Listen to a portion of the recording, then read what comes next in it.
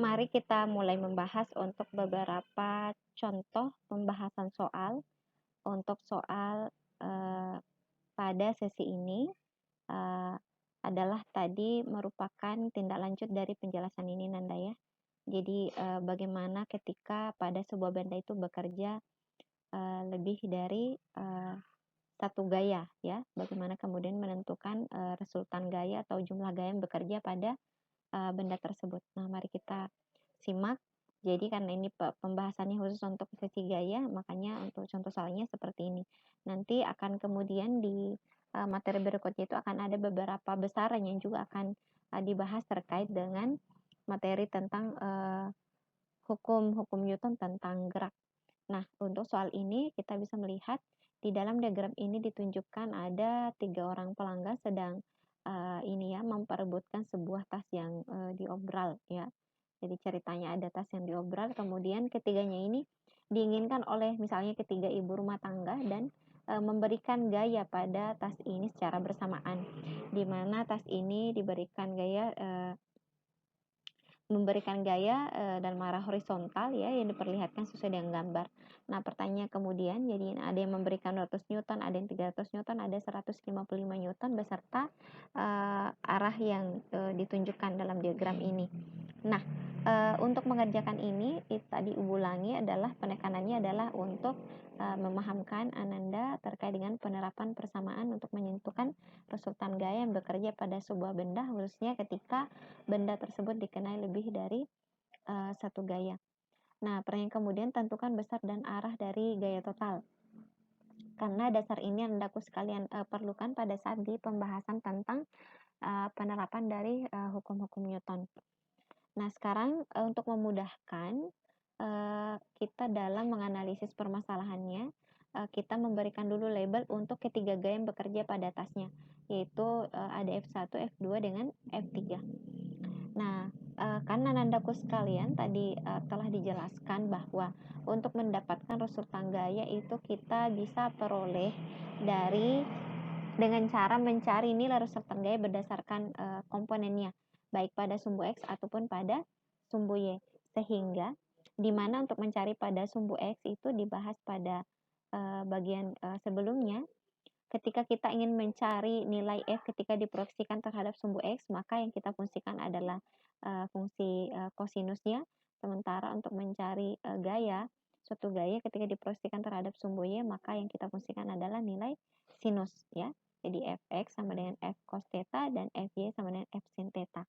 Nah, untuk memudahkannya, untuk mengerjakan soal contoh soal tadi, maka terlebih dahulu kita perlu menentukan nilai proyeksi baik pada nilai F2, F1, F2 ataupun F3 masing-masing diproyeksikan terhadap sumbu X. Nah, kita lihat dulu misalnya di F1X ya, itu diperoleh dari F1 cos 30 ya, karena arah sudut yang dibentuk adalah 30.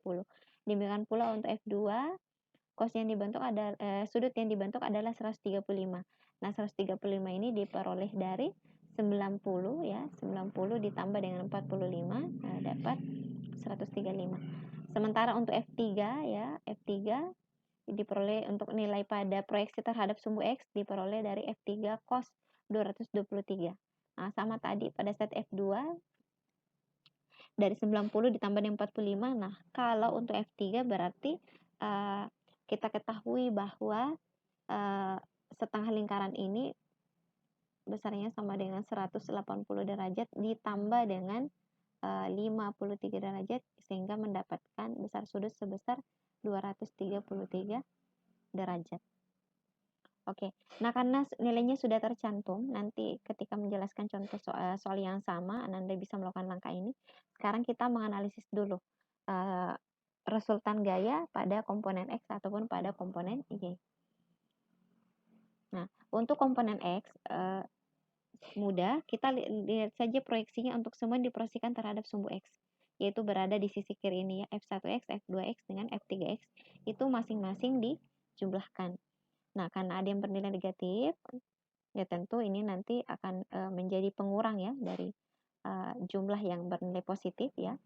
Jadi Rx-nya itu resultan gaya pada sumbu X diperoleh dari F1X ditambah F2X ditambah F3X sehingga diperoleh minus 132 Newton. Nah, kita lanjut ke resultan gaya untuk komponen Y.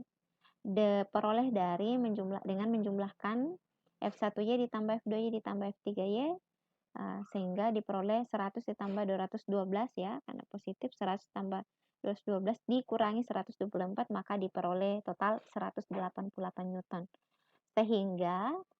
Sehingga kita bisa menentukan resultan gaya yang bekerja pada tas tersebut setelah mendapat 3 gaya yang diberikan oleh 3 orang, yaitu dengan mengkuadratkan masing-masing nilai resultan gaya pada komponen X dan komponen Y, yaitu 132 pangkat 2 ditambah dengan, harusnya ini kalau secara penulisan matematis ada tanda kurungnya ya, minus 132 pangkat 2 ditambah 188 pangkat 2, maka diperoleh sebesar 230 Newton.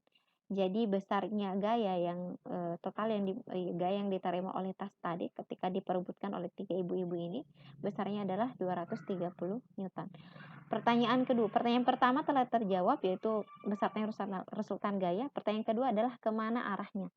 Nah, tadi juga sudah ditunjukkan ya, arahnya itu diperoleh dengan fungsi dari tangensial antara RY terhadap Rx. Nah, sehingga bisa ditulis persamaan ini, kita masukkan saja RY-nya tadi adalah 188, kemudian Rx-nya adalah minus 132. Nah, sehingga kita peroleh Arcostan itu untuk memperoleh nilai tetanya adalah min 1,42. Nah, sehingga nilai tetanya ini memiliki dua kemungkinan. Kemungkinan pertama adalah minus 55 derajat atau minus 55 ditambah dengan 180 derajat atau sama dengan 125. Nah, karena gaya total berada di kuadran, jadi kita kembali tadi di gaya totalnya. Nah, saat ini gaya totalnya adalah cenderung menuju mendekati adalah di kuadran 2, sehingga yang tepat arahnya adalah, kalau berdasarkan ini ya, besarnya gaya yang diberikan ini, jadi tadi diperoleh gaya total ada 230 ya, berarti lebih mengarah ke kuadran 2 ini, sehingga arah yang tepat adalah antara minus 55 derajat dengan 125, maka yang lebih tepat adalah arahnya ke 125. Dengan kata lain, posisi yang di orang yang memiliki atau memberikan gaya sebesar tarikannya adalah 300 Newton.